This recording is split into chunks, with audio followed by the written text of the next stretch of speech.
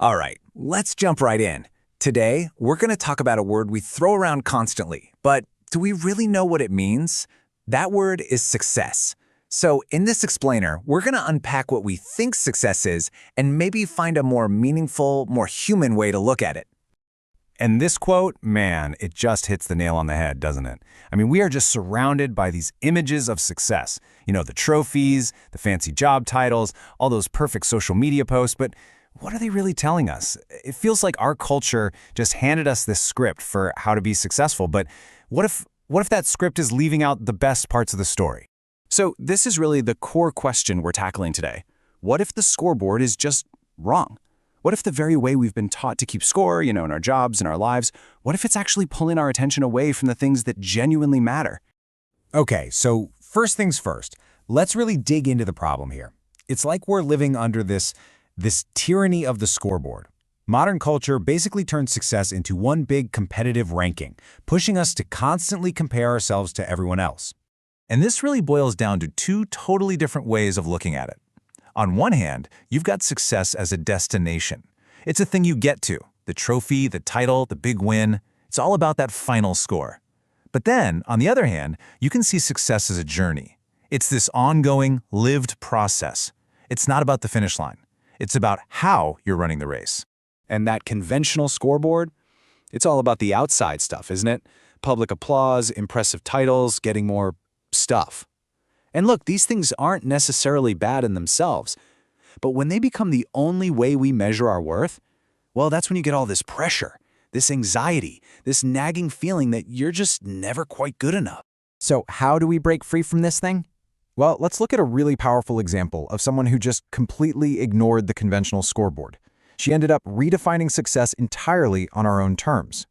Now, we all know how her story ends, right? It's a global phenomenon. But the real lesson, the most important part, is actually in the beginning. Because before there was Harry Potter, J.K. Rowling's life looked like, well, the exact opposite of what society calls a success.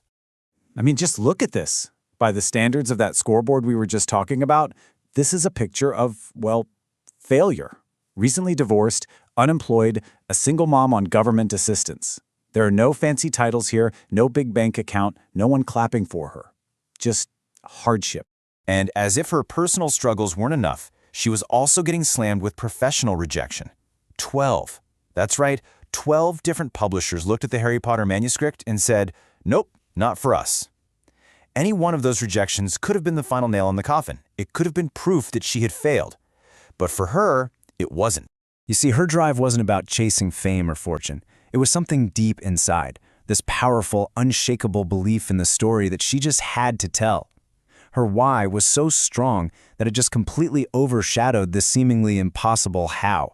So, Rowling's journey wasn't just a lucky break. It was built on a really strong internal foundation, a kind of mental architecture. So let's break down the 3 pillars that really hold up this new model for success. Okay, so the foundation of it all is what's called a growth mindset.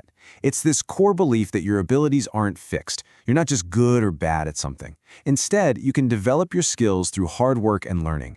Challenges aren't scary things to avoid. They're actually opportunities to get better. This is exactly what let Rowling see those rejections not as a final judgment, but just as a problem to solve. The next pillar, this is a huge one. It's all about completely changing how we think about failure. See, failure isn't the opposite of success. It's a crucial ingredient. It's just information. It's like a mentor that points out exactly what went wrong so you can fix it next time. And the final pillar is perseverance. But hold on, this isn't just about being stubborn and banging your head against the same wall over and over. This is smart perseverance. You could call it informed endurance. It's about being tenacious, for sure, but also having the wisdom to change your approach when something isn't working, all while keeping your eyes on that long-term vision.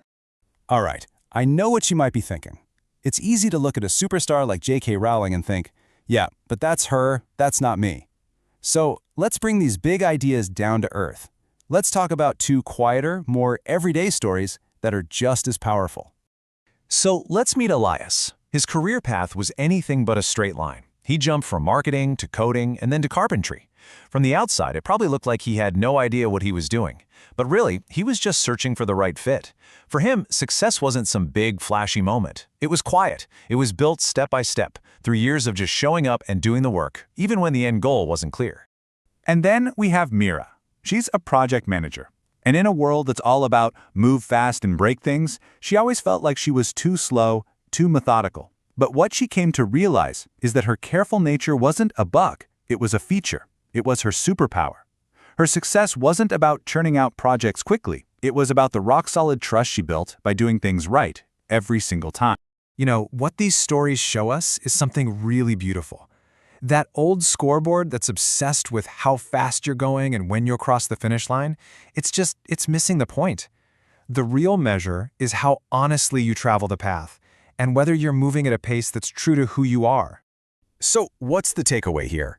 How do we actually use this in our own lives? Well, that brings us to the final piece of the puzzle.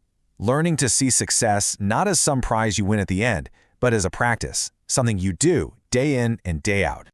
So here are a few things to try. First, you've got to redefine your own metrics. Forget what everyone else is doing, what actually matters to you. Focus on your own growth. Second, start treating setbacks like your best teachers. Instead of asking, why did I fail? Ask, what did this teach me?